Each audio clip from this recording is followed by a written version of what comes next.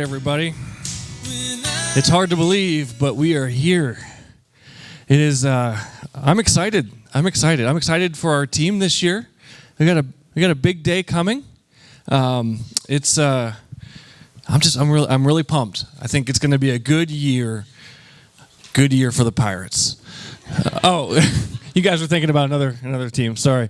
We all know I'm a weird guy, right? I'm a little off center. I get it. I've come to terms with it. I've accepted who I am, and we can all move on. However, I'm particularly cognizant of my strange personality quirks when it comes to this particular time of the year. You know, while the majority of Pittsburgh is focused on the upcoming playoff game, which I originally was going to say was today, but obviously now tomorrow. It's always around this time of the year that my heart starts to long for another of our national pastimes.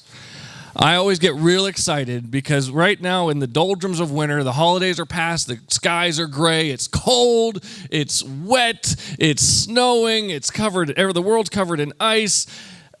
And then the Pirates announced 30 days until pitchers and catchers report, and instantly my mood just changes. I get excited. 30 days from now, pitchers and catchers report in Bradenton, Florida. I can't be more excited than that. After a long, cold, dreary winter, after months of ice and snow, and like I said, all that gray sky stuff that generates all this fun stuff, there's nothing quite like stepping into the ballpark for the first time every spring. I make it an annual experience. I walk in, and I don't just go to my seat. I don't just sit down and wait for the game to start. I'm not that kind of guy. I walk into the ballpark, and I stand there, and I just take it in. I look at that view, the skyline as a backdrop to the field. I absorb the sounds of the batting practice going on in the field and all the festivities that they're getting ready for opening day. I even take in and appreciate the kind of funny smells you get at the ballpark. If you're close enough to the field, you might smell that freshly cut grass, which is a good fragrance. But if you're like me and you sit up in like peanut heaven, you more so get the smell of like day-old hot dogs and lukewarm beer is really the smell you get. But I love it. I love all of it. For me, that is what I think about when I think of that phrase that was just mentioned in that song, a sight for sore eyes. Going to the ballpark for the first time in spring after the long, cold winter is what comes to mind when I think of that phrase, a sight for sore eyes. What do you think of when you hear that phrase? What comes to mind when someone says to you, aren't you a sight for sore eyes? Maybe you think of a friend or a family member you haven't seen in a long time.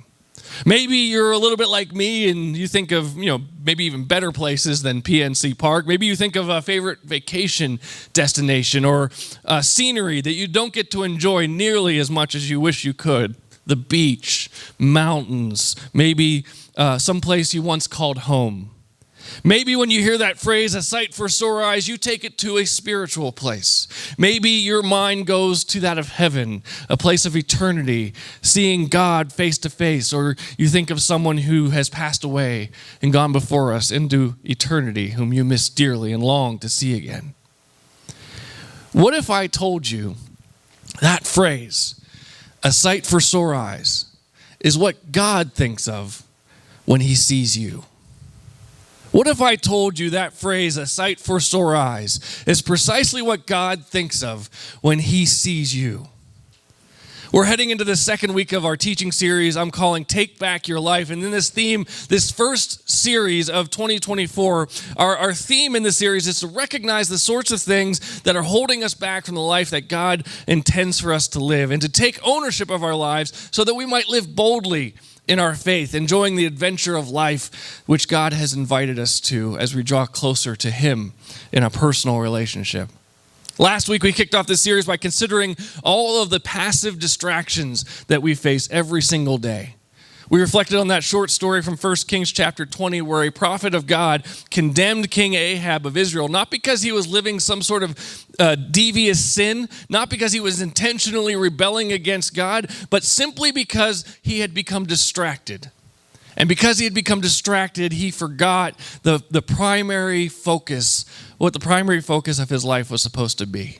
He got distracted by the busyness of life and simply lost his way. And we do the same thing. We live in an overwhelmingly distracted world. Our lives are full of distractions. And some of those distractions, perhaps even most of those distractions, are ploys of the evil one to pull us away from God's will for our lives.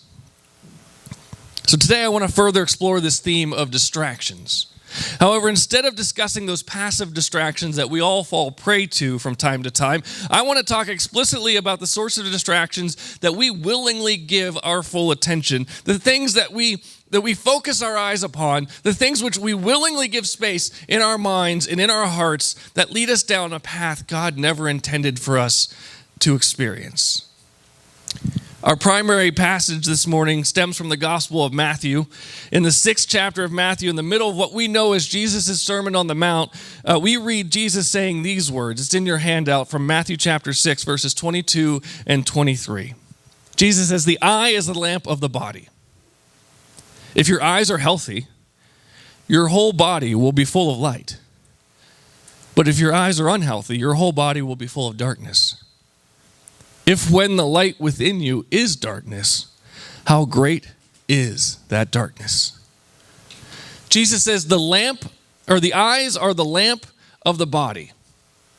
Let's talk about eyes for a second, shall we? Have you ever given enough consideration to the miraculous feat that is your eyes?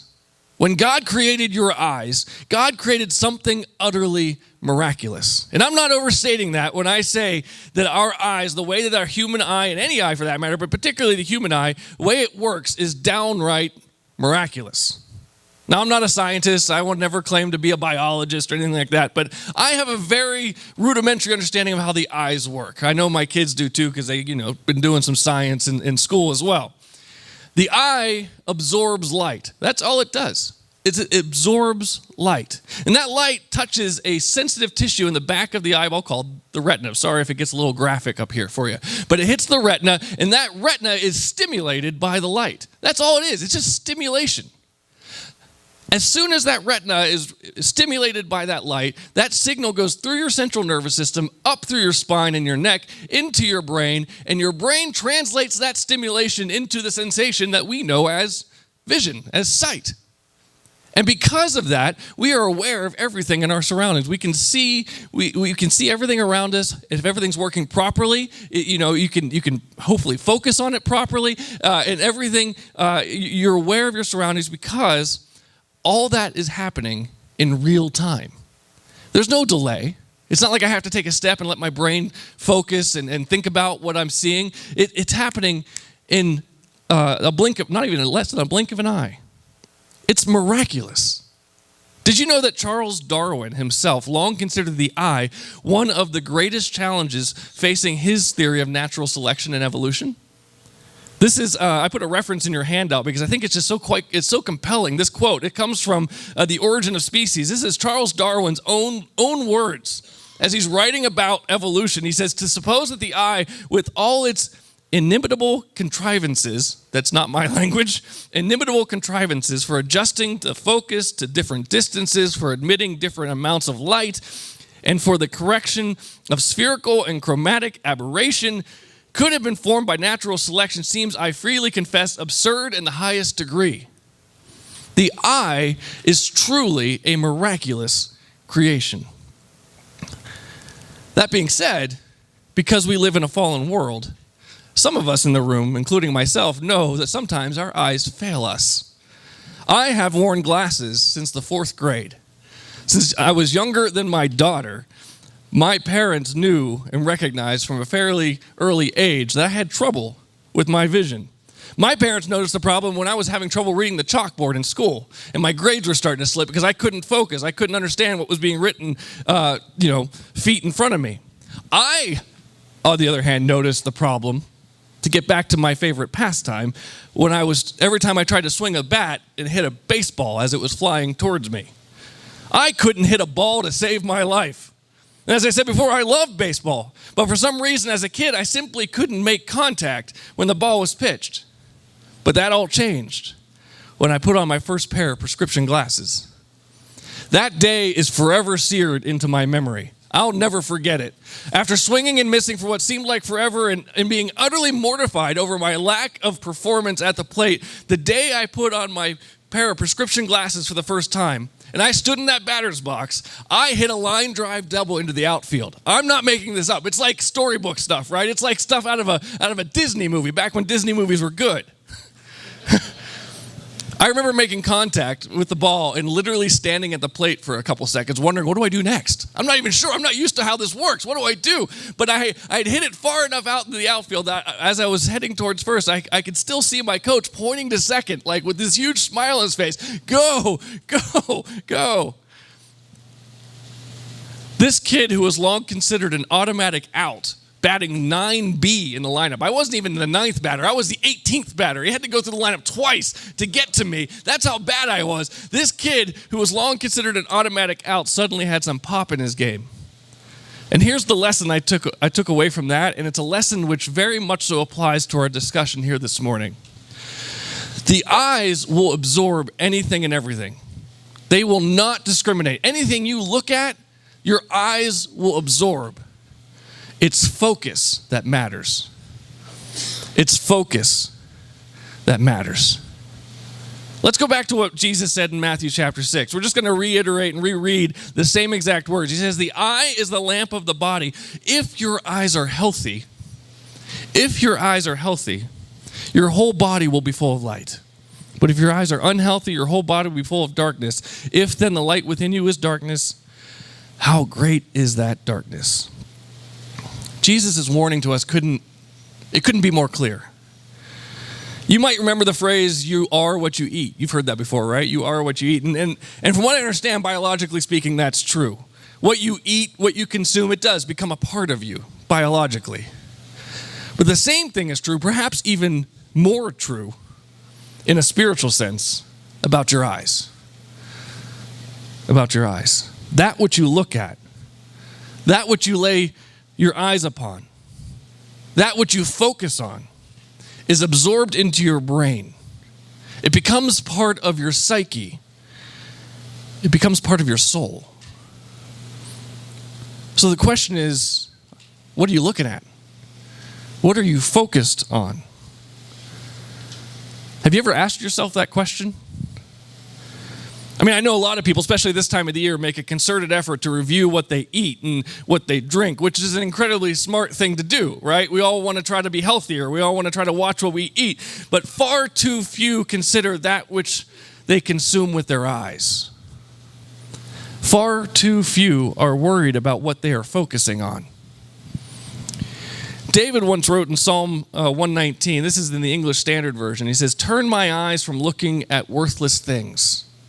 Turn my eyes, Lord, from looking at worthless things, and give me life in your ways." I don't know if you catch the language there, but God wants us not only to avoid wicked things, like evil things, things that we know we simply have to avoid, sinful things. He also wants us to stop focusing on the things that are just simply worthless, things that are just holding us back. I'm trying to get back in shape. It's no surprise for me to say, it's no secret that I've kind of fallen off the treadmill a bit when it comes to my health and fitness. I may not necessarily become the next, lifting champion or anything. Yeah, right. Thanks, Rick. Yeah, I want another slice of cake. At the very least, I'm trying to just lose some weight and get a little healthier. I'm not in a program. I haven't subscribed to any kind of Weight Watchers system. I've simply been educating myself on health and fitness, because what I've learned about myself recently is that my greatest challenge in this regard isn't really a lack of effort. It isn't really the lack of desire. It's simply a lack of knowledge. So I've had to start learning what it means to be healthy, and especially when it comes to what I'm consuming. One of the things I've learned recently, as I've been kind of just studying this topic, is that there are two different kinds of calories in life. I didn't know that. All I knew is you need calories to survive, right? You need calories to get through the day. Just give me some calories. Calories are fuel. It's like gas to my car. It'll get me from point A to point B. I just discovered and learned that there is a difference between good calories and Well, let's use the language of the scriptures we just read. There's worthwhile calories and there's worthless calories. And here in the United States, our modern American diet tends to be chock full of worthless calories. We love empty carbohydrates here in the United States. And that's okay if you're burning thousands upon thousands of calories every day. If you're constantly working on your feet, doing heavy labor, you're working out all the time, constantly keeping your heart rate up, that's fine. You need those calories too. But if you're like me or like most people in this country and we sit on our backsides for 90% of the day, those worthless calories, you might as well just be eating spoonfuls of sugar all day long. There's no difference because that's what your body turns them into. We need those worthwhile calories in our diet, things like whole foods and lean proteins and fruits and vegetables, things like that. Things I never knew I needed as opposed to like the McDonald's that I was driving through and getting every single day. I had no idea. Come to find out, it's not really good for me. It's kind of worthless. The same thing is true about that which we focus our eyes upon. We all know that there's stuff out there that is just evil, stuff that is sinful, stuff that I don't think for this audience that I really need to get into. If I was preaching to a young youth group of teenagers, maybe college-age people, we'd be having probably a different conversation. There are some things that you just shouldn't be putting your eyes on because they're going to just destroy your soul. They're going to eat away at your heart. They're going to shape your life in ways that you don't want them to shape. But how much time do we give, how much consideration do we give to the things that are just worthless? Not necessarily evil, not necessarily sinful, but simply worthless. I'm convinced that all of us, to one degree or another, are willingly focusing on things like those empty calories that may not necessarily be evil or sinful outright, but are just simply worthless. If you were to compare the amount of time that you stream Netflix or YouTube compared to the amount of time that you spend in your Bibles or a personal devotion, which would be greater? If you were to compare how much you listen to the latest political drama compared to how much you listen to the heart of God as revealed through His Spirit or as revealed through a spiritual mentor, which would take precedence in your life?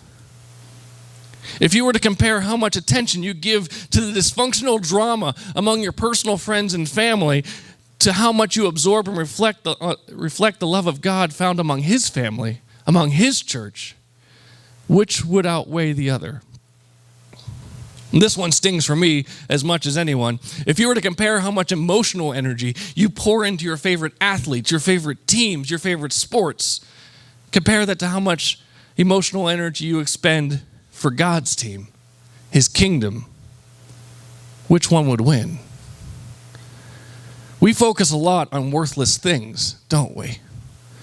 Our favorite TV shows, our favorite sports dramas, our favorite sports teams, our favorite political leaders, and our favorite political philosophies, our favorite personal drama. We focus on these things, all these things which will one day fade. And some people commit their entire lives to these things, and they wonder why their lives feel empty, broken, and lost. And the answer to that mystery is simple. Where you focus, you will go. Where you focus, you will go.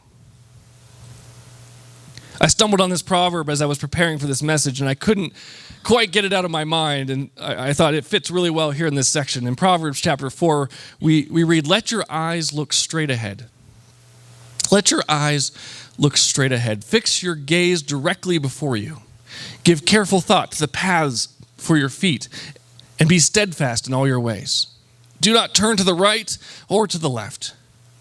Keep your foot from evil." I want to go back to baseball one more time. Okay, I promise it's last time. Promise. I know it's football season, it's wild card weekend, that's what everyone's thinking about. But on my mind is baseball, so let's just bear with me one more minute. One of the things that makes me love baseball so much is simply how impossible it really should be. It should be an impossible game. Everyone looks at athletes in the football field or on the ice hockey arena, and they think, man, those are serious athletes. Those are tough athletes. Look at these baseball players. Some of them are overweight. Yeah, I get that. But do you know how long it takes for a 100-mile-an-hour fastball to get from the mound to the plate? Seriously, do you know how fast that is? I did the math.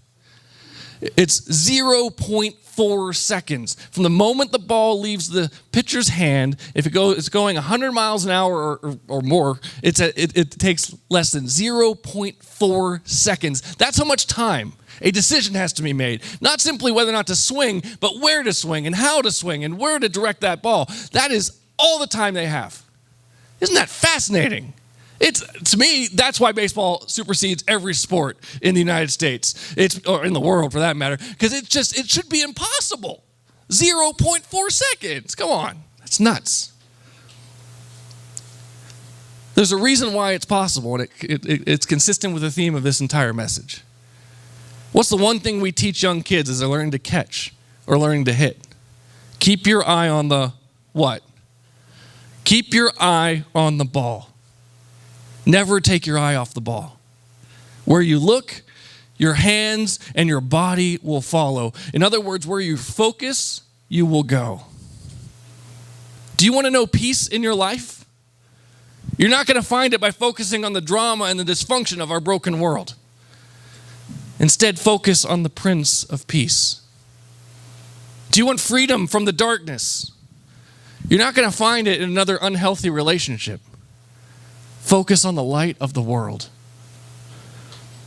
Do you want the wounds of your past to be healed? You're not going to find that healing in an illicit substance or some pill off the shelf. Focus on the mighty counselor. Do you want salvation from the sorrow of guilt and shame? You're not going to find it by consuming your way into personal salvation or personal satisfaction. Instead, focus on the Savior. Where you focus, you will go. As we wrap up this message, there's one more theme from our primary passage I simply must address. And as we all know, Jesus never spoke in a vacuum. It's one of the things I talk about here all the time. We can't simply open our Bibles, find a passage, a random sentence, read it, and assume that we can fully comprehend its application without giving careful consideration to the context around that verse, to the context around that passage. And unless you know this passage and already know why Jesus spoke about the eye being the lamp of the body, I kind of duped you a little bit. When Jesus spoke these words, it was surrounded by a more holistic teaching on one of the primary struggles of Jesus' immediate audience, which also happens to be one of the primary struggles that we face, and one of the things most congregations hate to hear their pastors talk about. Look at verses 19 through 24. This is the greater context of what Jesus had to say about the eye as the lamp of the body. He says, "Do not store up for yourselves treasures on earth where moths and vermin destroy and where thieves break in and steal. But store up for yourselves treasures in heaven where moths and vermin do not destroy and where thieves do not break in and steal. For where your treasure is, there your heart will also be." The eye is the lamp of the body. If your eyes are healthy, the whole body will be full of light. But if your eyes are unhealthy, your whole body will be full of darkness. If then the light within you is darkness, how great is that darkness? No one can serve two masters. Either you will hate one and love the other, or you will be devoted to one and despise the other. You cannot serve both God and money. If there is any connection to be had between our culture and the culture of Jesus' day, it is in our cultural love of money, our obsession with wealth. They considered money and wealth in Jesus' day as a direct sign of God's love and God's favor for one person over another. Those who were poor in the eyes of the elite, the religious leaders, those with power and wealth in their eyes, those people were poor for a reason. God had condemned them for a reason. Those who were wealthy, though they were wealthy for a reason. They had prosperity for a reason. And now come to think about it, that's not too far afield from some of our most popular preachers here in this country sometimes, is it? There's a little thing called the health and wealth gospel, and it exists for a reason, and it is a, I'll just call it, it's evil. Here's the reality. Whether we consider ourselves people of means or not, whether we have a few extra bucks in the bank or we're barely scratching by, we are all guilty of focusing our eyes on money. We're looking for that next big payday. We're looking for that next big score. We've grown up in it. That's the way of our culture. Capitalism has done amazing things in terms of bringing people out of perpetual poverty. But one of its undeniable downsides is how obsessed it makes us about money and making more of it endlessly. We focus on it. We've become addicted to it. We never have enough. We always need more. We're ceaselessly focused on our bank accounts, on our stock tickers, and climbing the corporate ladder. But yet, while we're doing that, God's over here and he's pleading with us. He's begging us to notice him. Rich or poor, wealthy or not, he's over here begging and pleading for us to see him, to focus on him, to focus on what he has provided, what he has blessed us with, what he is leading us towards, not what we can build on our own. Here's the truth. Jesus didn't go to the cross to grant you money or power. He didn't go to the cross. He didn't suffer and die so that you could be rewarded financially. Jesus sacrificed himself for you, period, end of story. You are his sight for sore eyes. You are his sole focus. You are his sole focus. Just as Jesus didn't go to the cross for money, his disciples, the saints who came before us, didn't die a martyr's death for riches or for power either. Just as Jesus went to the cross because you were his sole focus, the saints of the past were so focused on God, they were so committed to the gospel, realizing the life, death, and resurrection of Jesus, that they were willing, come what may, they were willing to die a martyr's death because all that mattered, the only focus of their hearts, was on what God did for them. You are God's sight for sore eyes. Everything he did, every stripe on his back, every nail in his flesh, every thorn on his head was endured because he was solely focused on you. So what is it that you're focused on? What is it that occupies your brain? What is it that occupies your heart? What are you orienting your life around? What direction are you heading in? Ponder that now as we close in a word of prayer.